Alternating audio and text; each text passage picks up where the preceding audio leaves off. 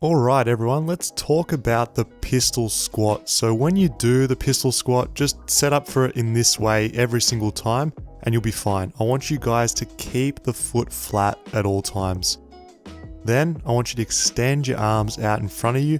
This just helps keep your balance, serve as a mild counterbalance, and to make your exercise form nice and clean. With your non-weight bearing leg, keep it extended straight and then just barely hover it off the ground. During the exercise, do your best to actively push your knee over your toes as much as you can. This will just result in a much cleaner looking pistol squat with a more vertical back position. As I come out of the hole from the bottom position, I like to actively push through the midfoot to generate the most power, keep my balance, and then have the best looking pistol squat. Let's have a chat about foot position. So this is your base, this is your grounding, this is your base of support. Super important for getting multiple reps, maintaining balance, and then mostly feeling comfortable when you're doing your pistol squats.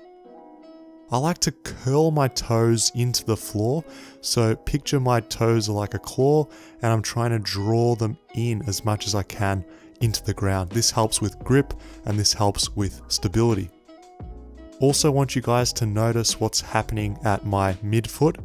You can see I'm creating a nice arch in my midfoot. This, once again, helps with the stability and just keeping you in a really nice grounded position. Let's go up to the next joint. We're looking at the knee position. I want you guys to have your knee tracking over the middle of your foot. I want you to resist the movement of your knee to go inwards. Now, if you've seen the form for the pistol squat and you're still wondering why you can't do it properly, if you've got tightness in your ankles and you notice that you just can't drive that knee forward, or if you look at your form and your lower back is just really rounding over, even before you hit a 90-degree position, it's most likely that you need to make some changes to make the exercise possible. What I recommend doing is simply elevating the heel. This gives you some artificial ankle range of motion, and what you'll see is it'll be so much easier for you to get your knee further forward, have a more upright back position, and it'll be heaps easier for you to drive through your midfoot during the exercise. Simply elevate your heel on anything, just use a small weight plate, books, anything that you can find in your immediate environment. Just find something close by, you can make it work. The other area that people tend to struggle with is keeping the hovering leg straight. This is often because of a lack of hip flexor strength or quad strength to keep that leg elevated during the set. So all you need to do here, guys, as a momentary workaround for this weakness is to do some elevated pistol squats. With this elevation, it allows you to leave that hovering leg slightly lower, which means that you'll have a bit more breathing room to do your pistol squats. Over time, as you get stronger and more confident, you really have to actively try and flex that lifted leg as high as you can, and eventually you'll notice that you're keeping it above ground level. When you get to this stage, you can ditch the elevation and then work them on the ground.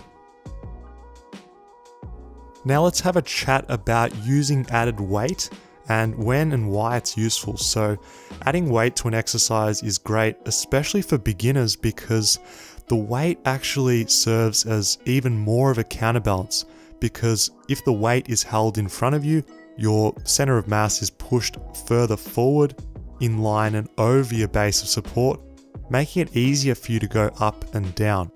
Having the weight actually makes it easier for the front of your shins, your tib ants, to activate and keep your knee forward over your toes.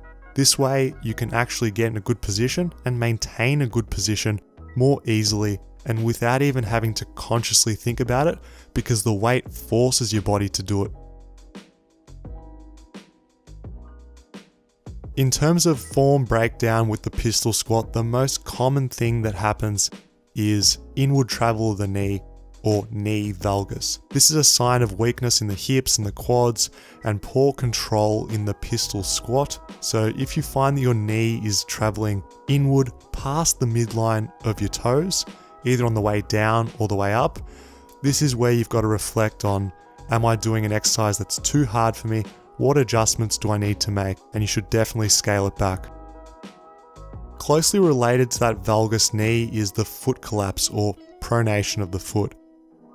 This is our base of support, as we spoke about before. If this is collapsing, getting floppy, going all over the place, how good do you think our force transfer will be? Not going to be great. So you've got to make sure that you've got that good base of support, nice arch, and don't let that foot collapse. The last error people make is lifting the heel when they get to the bottom of the squat. If this is happening to you, you need to focus on your technique, work on your mobility, or elevate your heel.